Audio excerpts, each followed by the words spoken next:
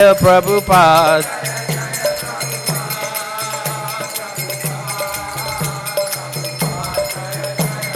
Nitai Gaura Haribol, Haribol, Haribol, Nitai Gaura Haribol.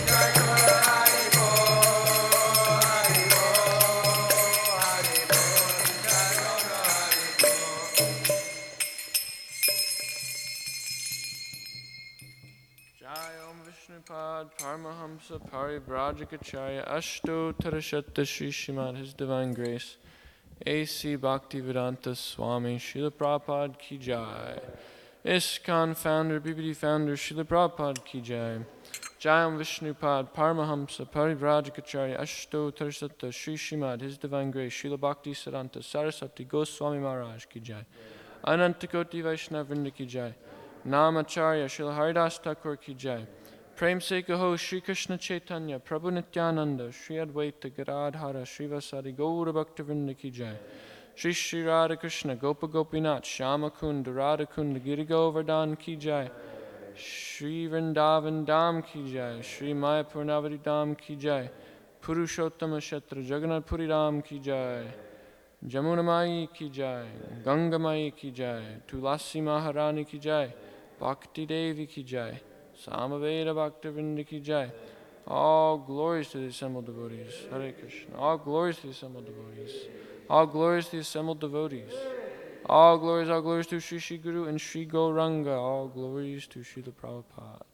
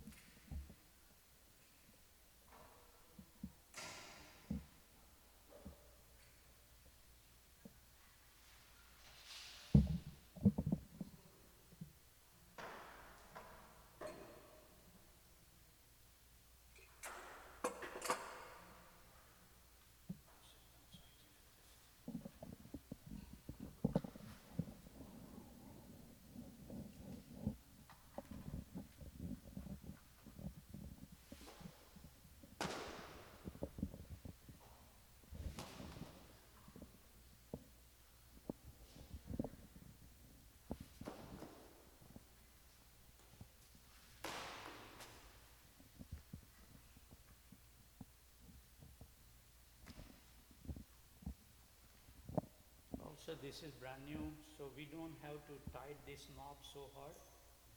As long as it stays, then don't tight too much.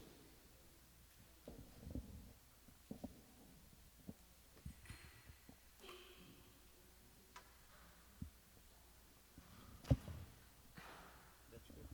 Yeah, that's fine.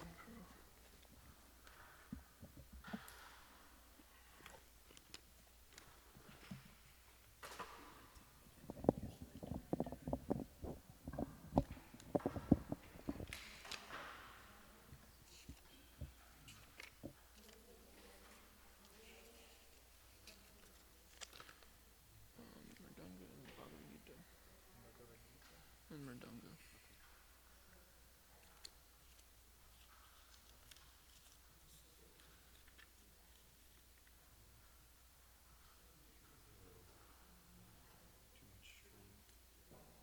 Jaya Radha Madhava Kunja Bihari.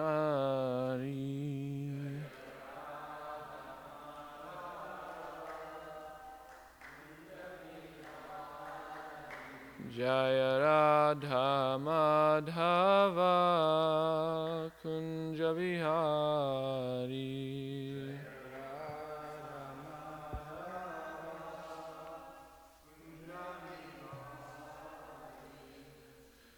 Gopi Janavalabha Girivaradhari.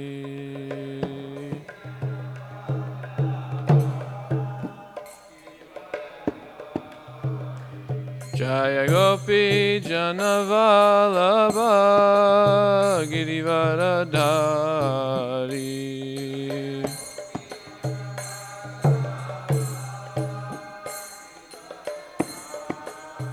Yashodanandana Braja Janaranjana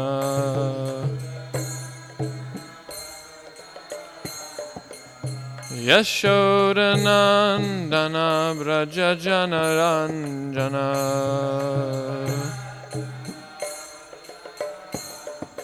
Jamunatira Vanachari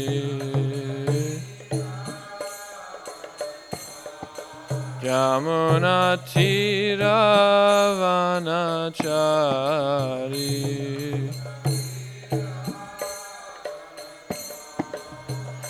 Jaya Radha Madhava Kunja Bihari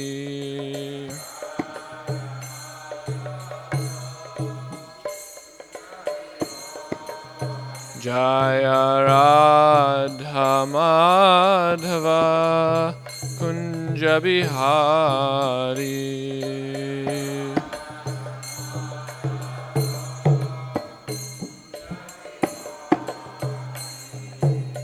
Gopi Janavalabha Girivaradhari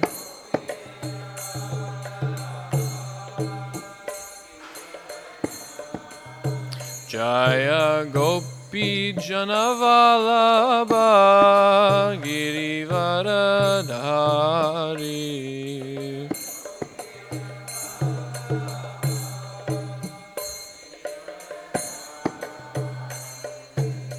Yashodanandana Braja Janaranjana Yashodanandana Braja Janaranjana Jamunatira Vanachari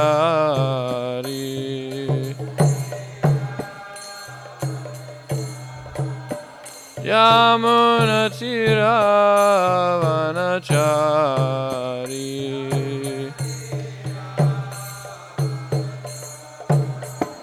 Jaya Radha Madhava Kunja Bihari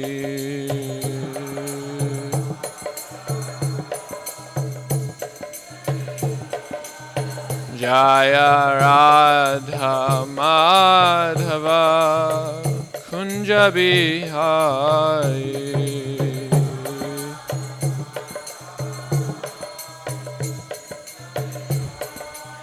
Jaya Radha Madhava Kunja Bihari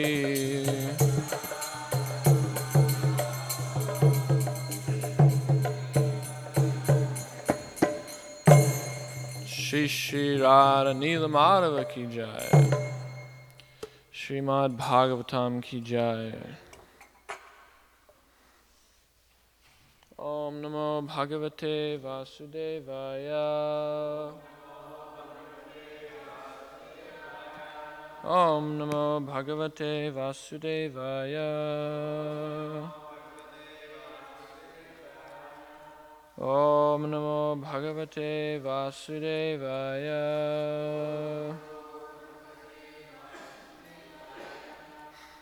Narayanam Namaskritya Naram Chaiva Narottamam Devim Saraswatim Vyasam Tato Jayam Mudirayat Nashtaprayashu Abhadreshu Nityam Bhagavata Sevaya Bhagavat Yutamashloke Bhaktir Bhavati Naishtaki.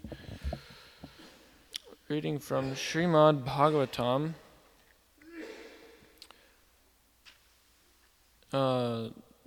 10th canto, chapter 74, entitled The Deliverance of Shishupal, on text 18.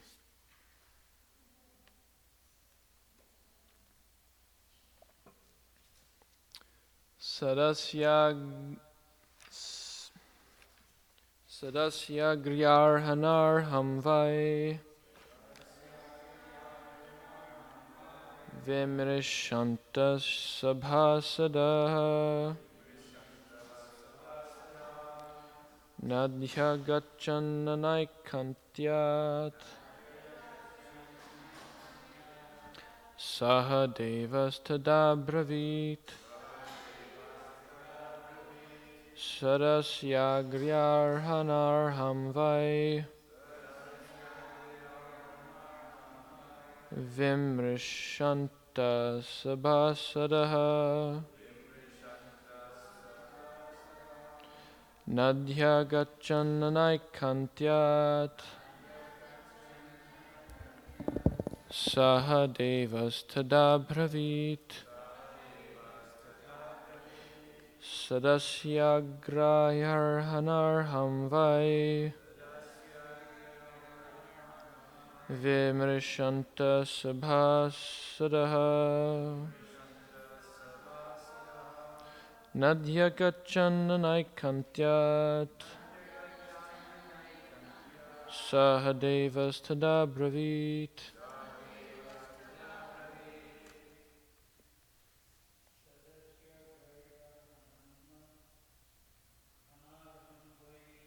Sadasyagrayarhanarham vai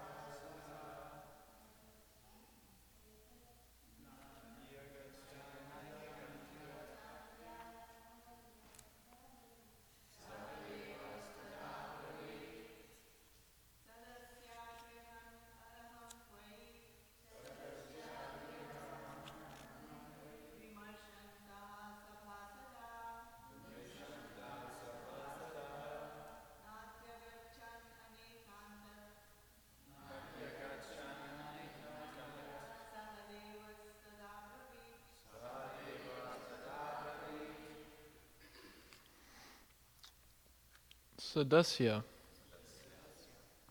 of the members of the assembly. Agriya, first. Arhana, worship. Arham, him who deserves. Vai, indeed. Vimrishantaha, pondering over. Subha, in the assembly. Sadaha, those seated. Na adyagachan, they could not come to a conclusion. Anaika antyat, because of the great number of qualified candidates. Sahadevaha.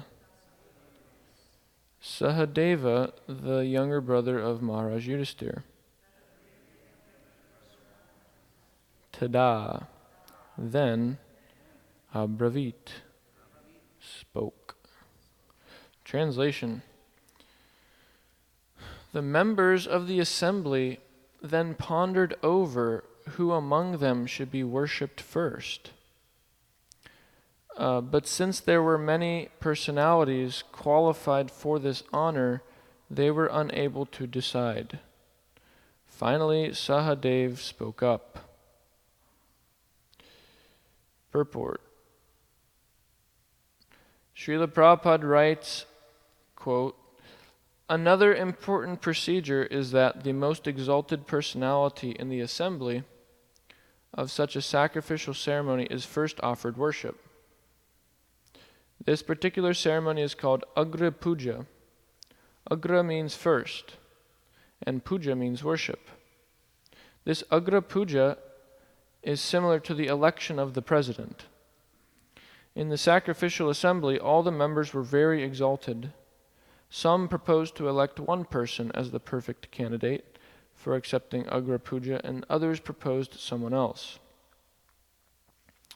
As the great Acharya Jiva Goswami points out, text 15 of this chapter states that the members of the assembly were not astonished at the opulence of the sacrifice, since they knew that King Yudhisthira was a devotee of Lord Krishna. Still, text 18 now states that the assembly could not select the most deserving candidate for being worshipped first. This indicates that many of the brahmanas present were not fully realized transcendentalists, but rather conventional brahmanas, uncertain of the supreme conclusion of Vedic wisdom. Similarly, Acharya Vishwanath comments that the undecided members of the assembly were the less intelligent ones and not such exalted personalities as Brahma, Shiva, and Dvaipayana Vyasadeva, who thought, since today no one is asking our opinion, why should we say anything? Furthermore, here is Sahadev, who is renowned for his sharp skill in analyzing all sorts of circumstances. He can help appoint the person who is to be worshipped first. Only if he somehow fails to speak or cannot understand the situation will we speak up, despite no one's having inquired from us. Having made up their minds in this way, the greatest personalities remained silent. This is how Vishwanath Chakravarti advises us to understand what occurred in the assembly. Om Jnanatimirandasya Jnananjana Shalakaya Chakshurunmilitam Yena Tasmai Shri Guruve Namaha Shri Chaitanyamanobishtam Stapitam Yena Bhutale Swayam Rupakadamayam Dadati Swapadantikam Vanchakalpatrubhyascha Kripa Sindhubhyeva Cha Patitanam Pavanebhyo Vaishnavebhyo Namo Namaha Jai Shri Krishna Chaitanya Prabhu Nityananda Shri Advaita Gadadhara Srivasadi Gaura Bhaktavrinda Hare Krishna Krishna Krishna Hare Hare Hare Rama Rama Rama Hare Hare. Hare Krishna. I would like to ask the blessings of all the senior Vaishnavas present, that I may speak something that is according to our Gaudiya Vaishnav Siddhanta. Thank you. Hare Krishna. So, a few things here. First off, what we have going on is what's going on in the assembly, Bhakti Marcus? What's going on in the pastime? Would you like to say? Go ahead, speak. I don't know where the microphone is. Performing a mass and sacrifice. Performing a massive sacrifice. Okay. Rajasuya. So what just happened? Okay. So they're electing the the person to be honored first, to be worshipped first, the first person to be worshipped. You know, for any auspicious thing, you know, you worship the devotees, you worship Krishna, you offer your prayers, you honor them. If you want anything to go on auspiciously. So this is what's happening, is that they're electing who should get the first worship, basically. Prabhupada says that this is as if they're electing a president of the sacrificial assembly. And so, any guesses who that person could be or will be? Someone says Krishna. Anyone else? Okay, well, Krishna, yeah, good job. Yeah, that's who's going to get elected. And we're going to see that tomorrow. Sahadev is going to speak some verses here about Krishna's supremacy, how Krishna is the elements of the sacrifice. He created the elements of the sacrifice. He is the elements of the sacrifice. He's the goal of the sacrifice. So of course we should worship Krishna first. But we see that there was some confusion, some lack of clarity in the decision-making process. All the personalities at the sacrifice were talking amongst themselves, thinking this person should be first, this person should be first. They all had their own ideas. And they were unable to actually decide, and that's why Sahadev had to speak up. And it was interesting because Jiva Goswami is pointing out here that in text 15,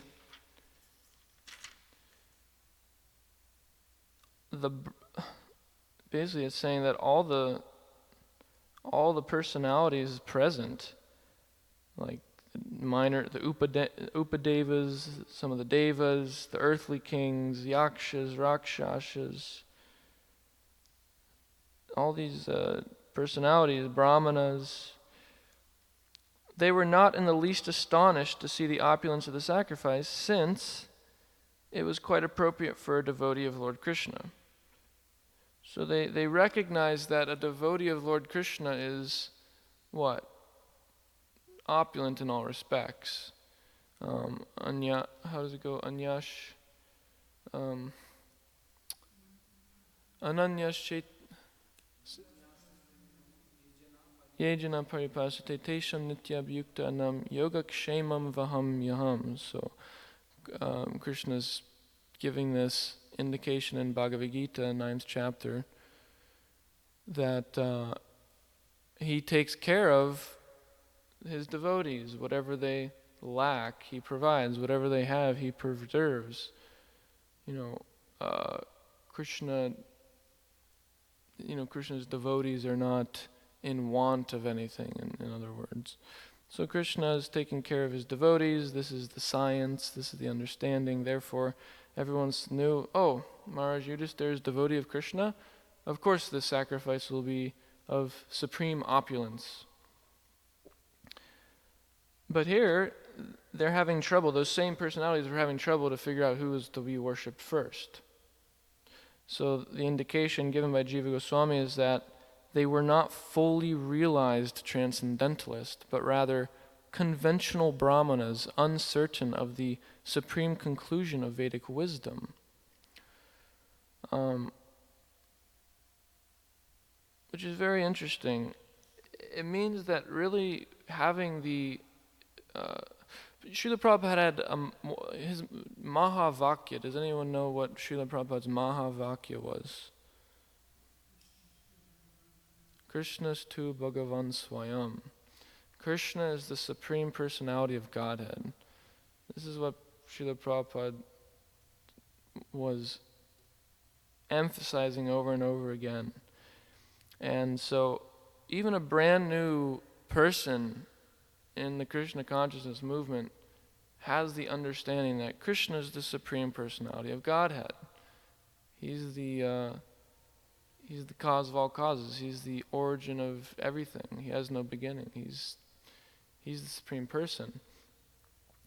And even, Prabhupada, there's this pastime where Shamasundar's daughter, Saraswati,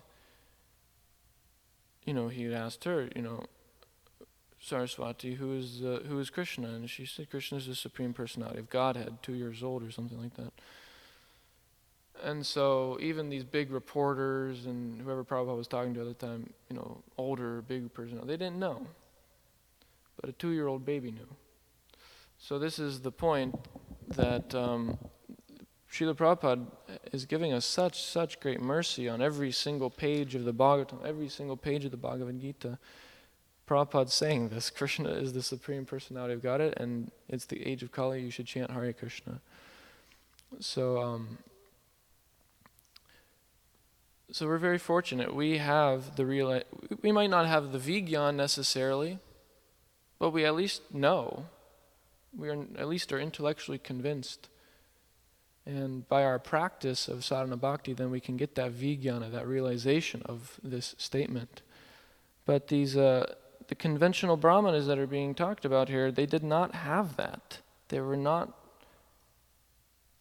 not know who was the Supreme Personality of Godhead. There's 2 other pastimes in the Srimad Bhagavatam that give an indication of. I was thinking in the 4th canto and in the 10th canto. Does anyone know? Where also there's a little bit of a confusion. Who is the Supreme Personality of Godhead amongst the brahmanas, amongst a great sage? He's not sure, or they're not sure who is the Supreme Personality of Godhead. So then there's certain things that go on. 4th canto, does anyone remember? Prithvi Maharaj is there. First chapter of the 4th canto, actually. There's a pastime where there's some confusion. Who's the Supreme Personality of Godhead? Anyone remember? His name's Atri Rishi. Atri Muni, in the first chapter of the 4th canto, he prays, he's doing intense austerities actually to have a son, and he's praying to the Supreme Personality of Godhead to have a son like him. But what happens is he gets 3 different sons, Dattatreya, Soma, and Durvasa Muni, because Lord Brahma, Lord Shiva, and Lord Vishnu all show up to him and say, okay, we're here. And he says, but which one? He didn't know who he was actually calling to. And they said, yeah, you didn't know, so we all showed up. We didn't know who you were calling to, so we all showed up.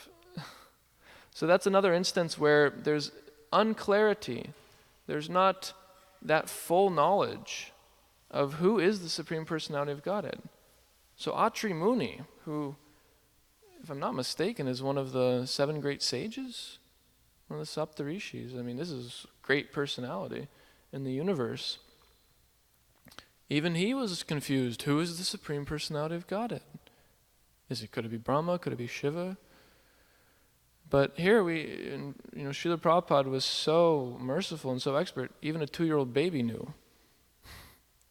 Even a, brand new, person, how's it, Dvipadapashu, we have the people from Kali Yuga coming into the temple, and then immediately we tell them, Krishna is the Supreme Personality of God, and they walk out and, they might not have learned much, but they say, hey, Krishna's God, the Supreme God. And so, and then in the 10th canto, there's another instance, and this is regarding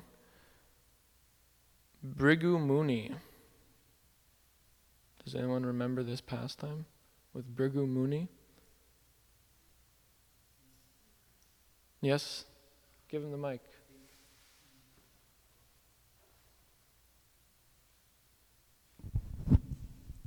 Is that the same thing where Bhrigu Muni tries to find out who is the Supreme and goes to all the three worlds? Is it the same? Yes, this is what I'm thinking of. Okay.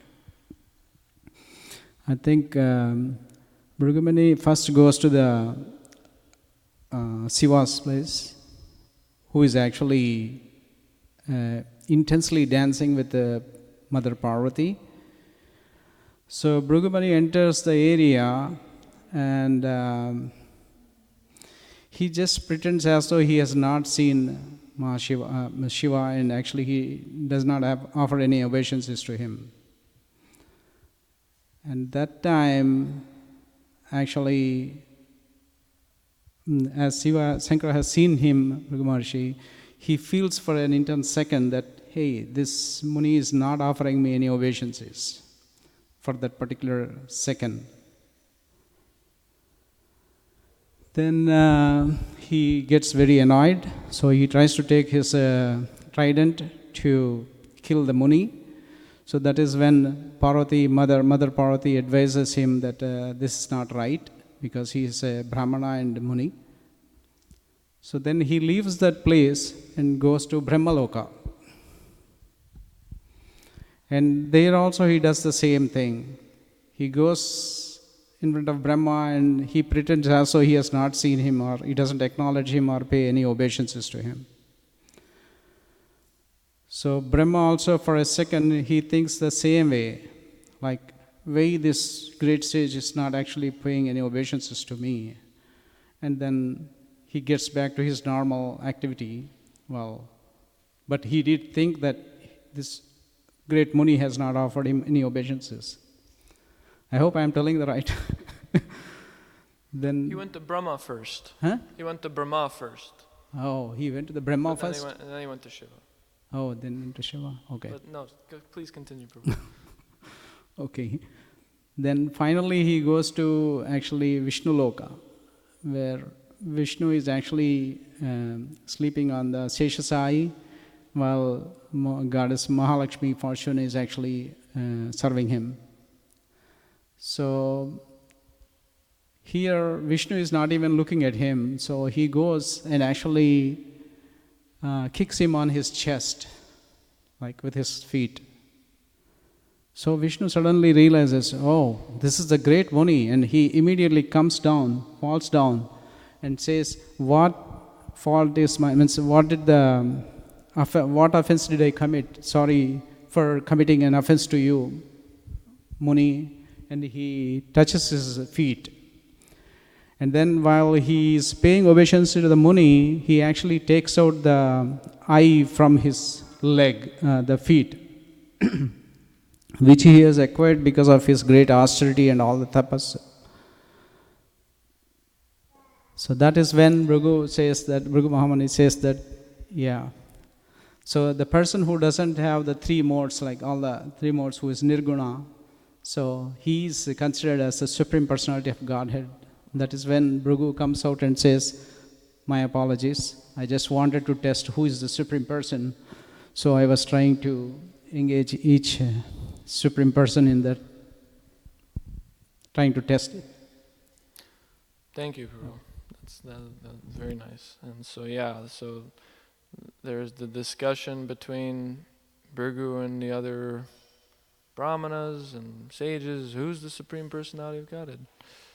And then he had to do this whole test to figure it out. And then he found out. So, Krishna says in the Bhagavad Gita, Manushyanam sahasreshu kaschid yatati siddhaye yatatam api siddhanam kaschin mam vetitatvataha, that out of many thousands among men, hardly one's endeavoring for perfection, and out of those who have attained perfection, hardly one knows me in truth.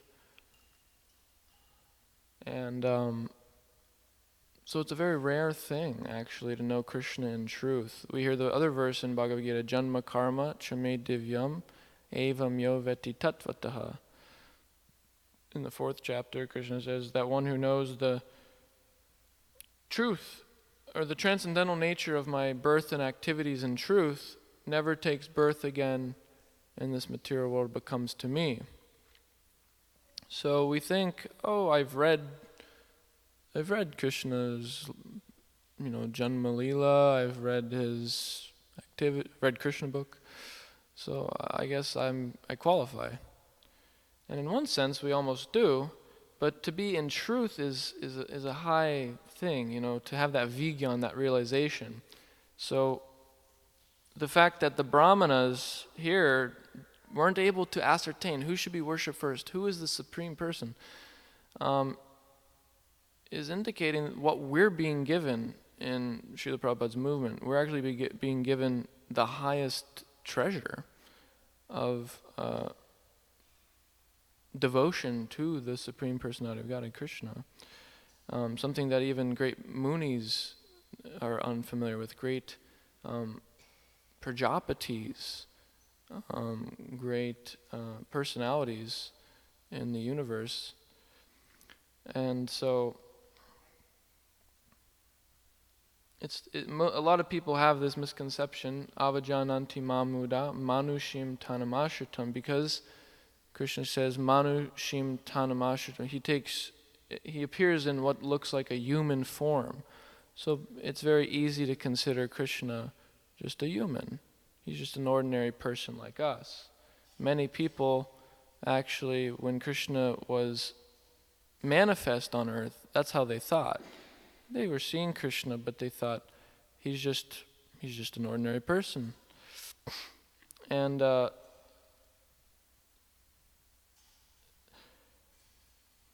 this is Krishna's privilege. He doesn't reveal himself to everyone. He doesn't reveal himself to those who are don't have the bhakti. Another famous verse in the Bhagavad Gita, bhaktyamam abhijanati yavanyaschasmi tattvataha. How does it go? No, that's a different verse, I think. It's tattva mam tattvato gyatva. Thank you. Vishate tadarantaram. This is 1856 in the Bhagavad Gita, where Krishna says, only by devotional service am I to be known. And then one can enter into the spiritual world by that, knowing me. So only by devotional service is Krishna to be known. That's why it's so rare. That's why even the Brahmanas, these great transcendentalists, did not know Krishna as the Supreme Personality of Godhead, because they had insufficient bhakti. The bhakti is the real thing. There's the karma kanda, there's jnana kanda. One can be very big brahmana in karma kanda, doing big elaborate rituals for fruitive activities, go to the heavenly planets. One can be very realized transcendentalist in the jnana kanda. They might have absolute knowledge that I am not this material body. I am spirit. Tat tvamasi. You are that. Aham brahmasmi. But that doesn't really give any realization of bhakti, of that I am Krishna's eternal servant. And that understanding is the only thing which gives Krishna the impetus, gives Krishna the desire to reveal himself to one, is the bhakti. And the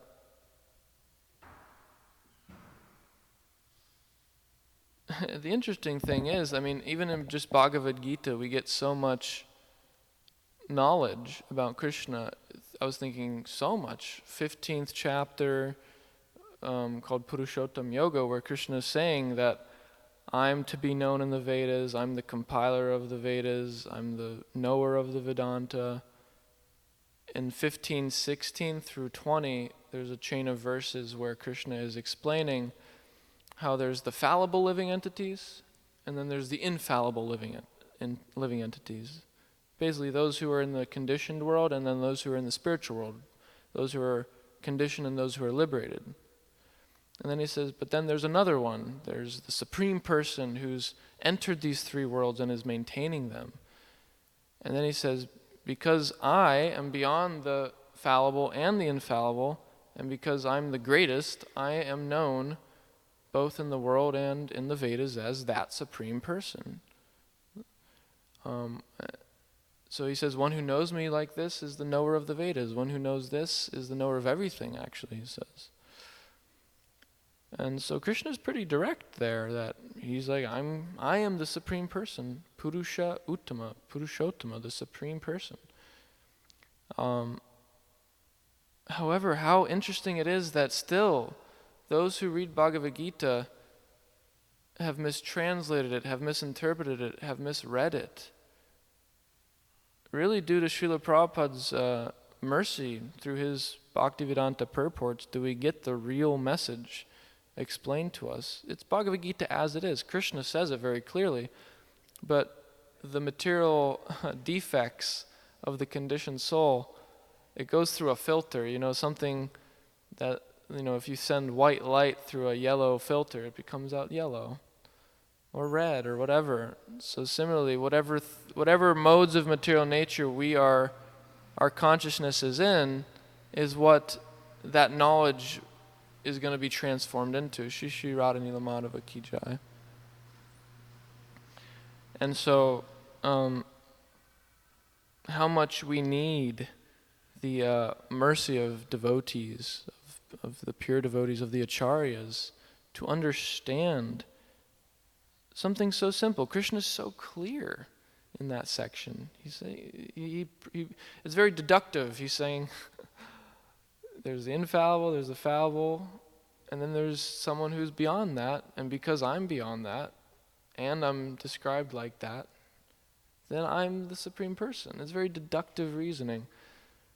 But still, the Mayavadis will misconstrue. The scholars, the academic scholars, they'll misconstrue. The Sahajis, they misconstrue.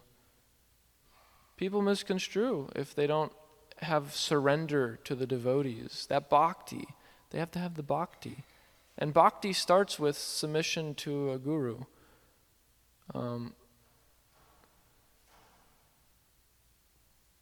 The first anga of bhakti actually given in Nectar Devotion by Srila Rupa Goswami is to take shelter of the lotus feet of a spiritual master. And then the second one is to, take initiation. And the third is to serve and inquire from that spiritual master. So, before any of the other angas of bhakti, like study of the scriptures and this and that, first is take shelter of a spiritual master. And Krishna says in Bhagavad Gita, Tadvidi pranipatena pariprashnena sevya upadakshanti te jnanam jnaninas tattva darshinaha. Just try to learn the truth by approaching a spiritual master.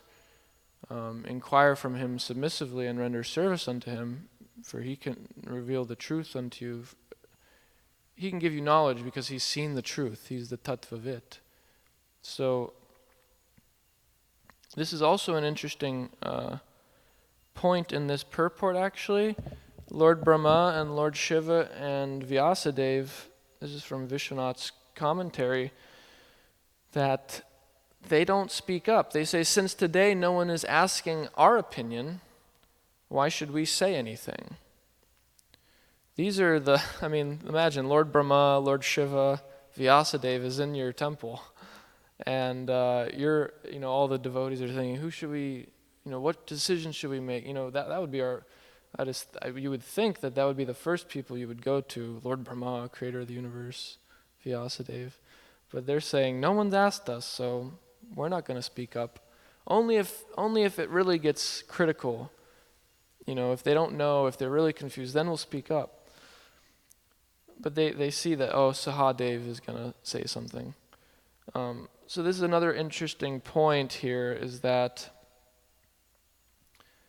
in the 10th canto, in Prabhupada's Light of the Bhagavat, which is a summary of the 10th canto, chapter 21, the autumn season. Or no, not chapter 21, chapter 20, I believe. the autumn season. And there's a verse in there talking about how during the autumn season, the rains are less, they're more sparse, and so sometimes the little riverbeds, the little creeks, they're sometimes flowing and sometimes they're dry. And that's compared to sometimes a saintly person will speak transcendental knowledge, and sometimes he will withhold it. Sometimes he'll remain silent. And so Prabhupada's commentary is about how if one is open to the knowledge, if one is surrendered, like we just said, tadviri pranipatena, if one is surrendered and submissive and humbly inquiring from the spiritual master, then that's when he reveals the knowledge to one. But if one's not surrendered, if one's not submissive, then we see that the spiritual master doesn't speak. He might speak some things, but he doesn't really get into it, because it's like the ninth offense, preaching to the faithless. If they're not going to actually surrender to you, then it's kind of a useless endeavor to say anything. They might make an offense. If they don't follow the instruction, then it's an offense. And so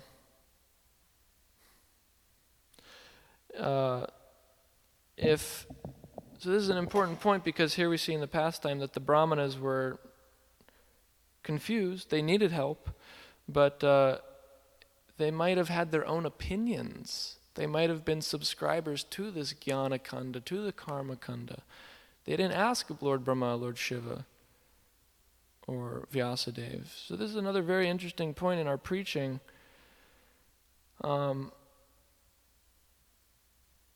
That typically when we preach to people, they have to be open, otherwise we're just wasting our energy.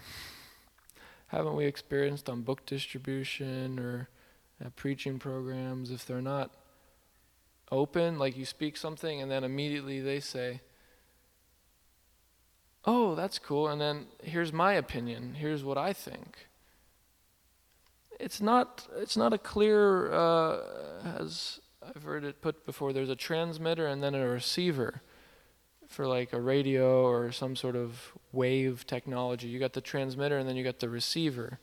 So if both ends aren't functioning, then there won't be a clear transmission of knowledge. So particularly on the receiving end is what we're talking about here, is that the receiver has to be submissive, has to be surrendered, has to be inquisitive. So if that's not the case, then the transmitter, or this guru, or any of preacher should not give so much. They shouldn't waste their time and energy. Actually, they should give them what they can handle. That's why, again, Srila Prabhupada is the acharya, founder acharya, because he's a transcendental genius. He's given us the prasadam, the kirtan, so many things, the deities. Because people can, maybe they're not ready to hear this supreme knowledge. Maybe they're not ready to accept it. So we try, but then if we sense, hey, they're not ready, they're not open, they're not surrendered, they got their own opinions, that doesn't mean we shoo them out the door. We just, hey, give them something else. Hey, come do some service. Come hear some kirtan. You like music? Food. We got the Govinda's restaurant, such a nice preaching facility. Who doesn't like food? I mean, I bet most of those people there are not ready to surrender to a spiritual master and hear from them submissively, but they're ready to take lunch. So we still get them the mercy. We still give them Krishna consciousness through all these means. And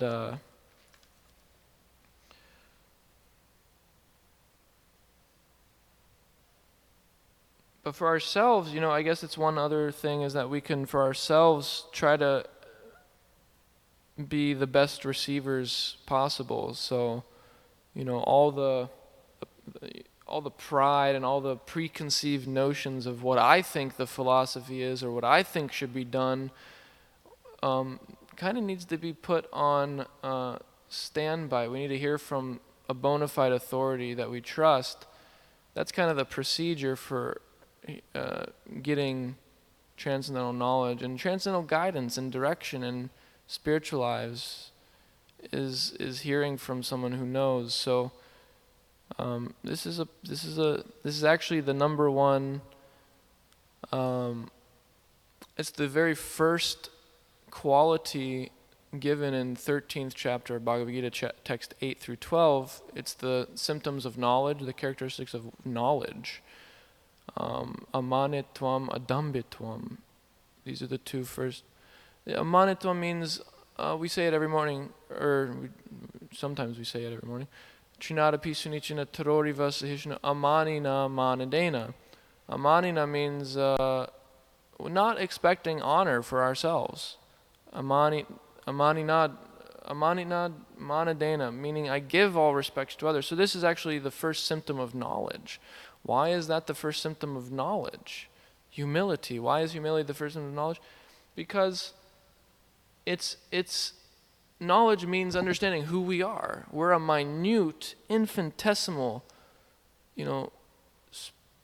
part and parcel of Krishna. And at least I'll speak for myself and most others who are conditioned. If we're conditioned, so that means we're actually influenced by three modes of material nature. If one's influenced by three modes of material nature, that means they have four defects. They have imperfect senses, they make mistakes, they have the tendency to be illusioned, and they have the tendency to cheat. Therefore, doesn't it behoove us to be humble? Those of us who may identify with that, I at least do.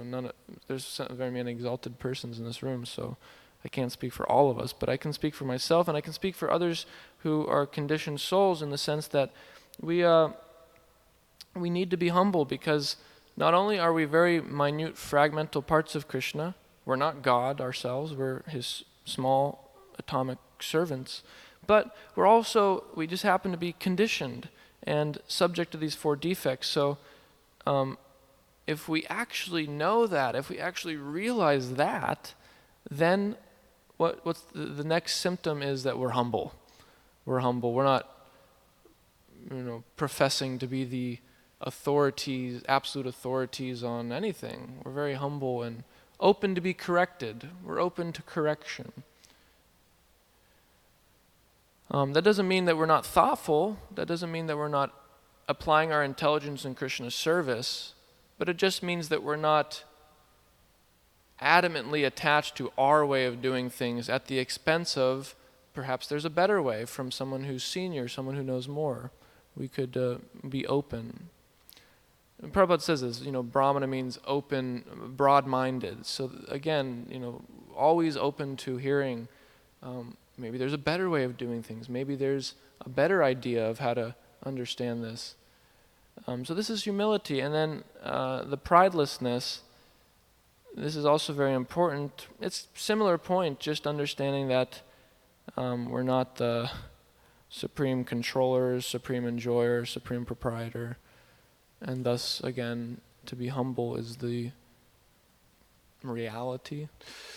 And so for ourselves, we can also practice this, trying to be receptive to the acharyas, to the senior devotees, to our spiritual masters, to receive transcendental knowledge, to Krishna himself. And also in our preaching, we can also be sensitive to who is receptive and who is not, because otherwise we may waste time. Or if people are receptive and we're not giving them the full thing, if we're not being straightforward with them enough, then we may, there's a saying, we might, how does it say? It said, strike when the iron's hot. Meaning, if we wait too long, someone's open, they want knowledge, and we don't give it to them properly, then they'll go find it somewhere else. They'll find it at the Self-Realization Fellowship or somewhere else. They're open to that. They're open, so people want. So we have to take advantage. If someone's just innocent, the innocent we preach to them. We give them. We fill them up with mercy. But if they're envious, and envious again doesn't mean just totally inimical. It could also mean they're just not open. They're not open to hearing. They're not open. They have their own ideas. So then we should give them a little bit, maybe what they can handle. And then also just this point about the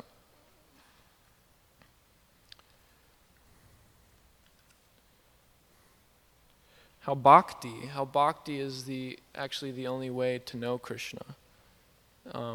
The followers of the karma kanda, the jnana kanda, anything else, basically, you can't actually realize Krishna, the Supreme Person, in full. And it's very rarely achieved, actually. Krishna says it over and over again. This is very rarely achieved. So I think we should feel all some gratitude towards Srila Prabhupada, towards all the members of Iskcon for propagating this movement, because it's giving the highest thing profusely to so many people who, Lord Chaitanya Mahaprabhu, this is his movement. So this is very remarkable that even the great brahmanas, the great rishis, great prajapatis aren't aware completely. They're a little confused. Who is Krishna exactly? Is he the Supreme Personality of Godhead? Is he just some great deva? What? But here we're getting knowledge. We're getting absolute knowledge. So we should feel very grateful. And keep to this practice, keep to the bhakti path, and just stay in the boat, because then, before you know it, if the bhakti becomes very purified, then Krishna will reveal himself. That gyan will become vigyan, of realization. And that's how we become happy, is relationship with Krishna, bhakti yoga. I'll stop here if there's any comments or questions or corrections, discussion, anything at all.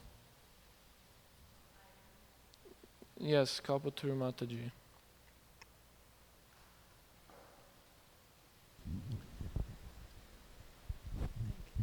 Thank you, Prabhuji, for a very nice class. Well, this pastime actually also reminded me of the other pastime in 10th canto where cowherd boys, Krishna sends cowherd boys to the brahmanas when they were hungry, very hungry. So he tells them to go to the brahmanas who were doing huge yajna, sacrifice, chanting the mantras, and then when they go to them, they shoo them off, that, oh, what are you doing, disturbing us? We are doing this yajna, So then Krishna sends them to go to the wives of the brahmanas who were simple, doing household work. But when they approach the wives, they leave everything and say, yes, you are hungry, and they prepare all these things, and they go to Krishna and offer him. So that it looks like these brahmanas are kind of those brahmanas in that pastime, conventional. Yeah, that's a very nice addition, is the yogic brahmanas. This is a great pastime, very sweet pastime. And it's very telling, that, this attachment to one's own, fruit of activities, the ritualistic, this and that, one's own,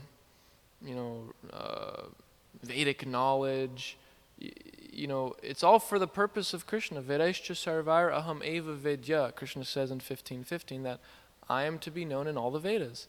Meaning all these rituals, all this jnanakan, karma, it's all meant to actually realize Krishna. But Krishna discourages this actually in many other places, because he says this will confuse you. Don't even get into it. Just do the pure bhakti thing. He tells Arjuna that in the 2nd chapter. The flowery words of the Vedas bewilder the minds of those too attached to material enjoyment and opulence. So better to follow what our acharyas have given us. Our acharyas, Srila Rupa Goswami, Sanatana Goswami, Bhaktivinoda, Bhaktisiddhanta, Srila Prabhupada, they've all, extracted the essence of all the Vedic literature. And what we do, the morning program, if we actually count it up, we do almost all of the angas of bhakti just in the morning program. The chanting, the deity worship, we're in a holy dham, we read the Bhagavatam, we're associating with devotees, the 5 most important ones. And then all the other things, smelling the flowers, ringing the bell, saying Jai, Shri Shri Radha Nila Madhava. These are all, there's 64 angas of bhakti, and a lot of them have to do with temple worship. And prostrating on the ground, dandavats. So many things, we actually do them all just in the morning program. So it's so amazing that all this other stuff has been extracted to this, these 64 elements. And then Srila Prabhupada condensed it even more, just here's the morning program. So yeah, just again, we should feel very grateful and take advantage of it and not miss the opportunity to perform the pure bhakti, the highest thing, the pure bhakti that we're getting. We shouldn't take it cheaply that this is just some, Vaidhi sadhana. It's just something that, it's not the real highest thing. Shri Shri Radha Nila Madhava Ki Jai, Shri Shri Radha Giridhara Ki Jai, Gita Govardhan Ki Jai, Shri Shri Gaur Nitai Ki Jai. But yeah, we should really understand that this is an amazing thing we've been given. We've been given the full essence of the Vedas. The Goswamis, Nana Shastra Vichara Naika Nipano, Saddharma Samstapaka. They were expert at scrutinizingly studying the revealed scriptures with the purpose of extracting the essence and presenting it. And so it just keeps going down the line and getting more refined for time, place, and circumstance, and more relishable. So we're very, very fortunate. Thank you. That's a very nice reference, really nice reference. So I guess we'll end there, if everyone's okay with that. Srimad Bhagavatam Ki Jai, Srila Prabhupada Ki Jai, Sri Ekadashi Vrata Ki Jai.